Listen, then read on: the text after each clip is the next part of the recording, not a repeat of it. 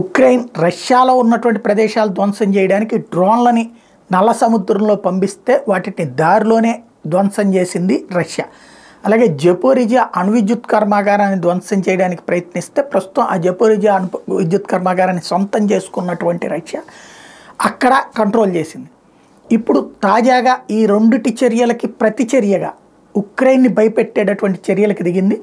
పెద్ద ఎత్తున విధ్వంసం 5వ రోజు కొనసాగించింది.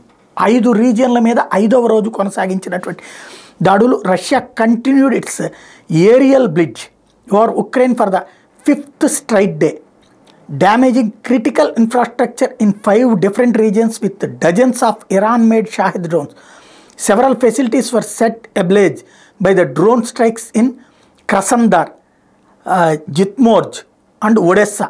The attack came as Russia and Ukraine indulged in blame game over the separate strikes on Russian-held Zaporizhzhia nuclear power plant on Sunday. ఇది నేను ముందే చెప్పినటువంటి విధంగా జపోరిజియా పవర్ ప్లాంట్ని నువ్వు చెడగొట్టబోయావంటే నువ్వు చెడగొట్టబోయావని ఇద్దరు మాట్లాడుకుంటున్నారు. ఒక పక్కన తిట్టుకుంటున్నారు, రెండో పక్కన ఉక్రెయిన్లో ఉన్నటువంటి కీలకమైన ప్రదేశాల మీద ఎయిర్ స్ట్రైక్స్ చేస్తుంది. ఇదివరకు ఎయిర్ స్ట్రైక్ చేయడానికి భయపడింది మొదట్లో రష్యా, ఎందుకంటే ఉక్రెయిన్ దగ్గర ఎయిర్ డిఫెన్స్ సిస్టమ్ స్ట్రాంగ్గా ఉండటం ప్లస్ రష్యాకి సంబంధించినటువంటి 2 యుద్ధ విమానాలు కూలడంతో అప్పుడు భయపడింది. ఇప్పుడైతే ఉక్రెయిన్ దగ్గర ఎయిర్ డిఫెన్స్ సిస్టమ్స్ తగ్గినట్టునే, అందుకే ఎయిర్ స్ట్రైక్స్ గట్టిగా చేస్తుంది.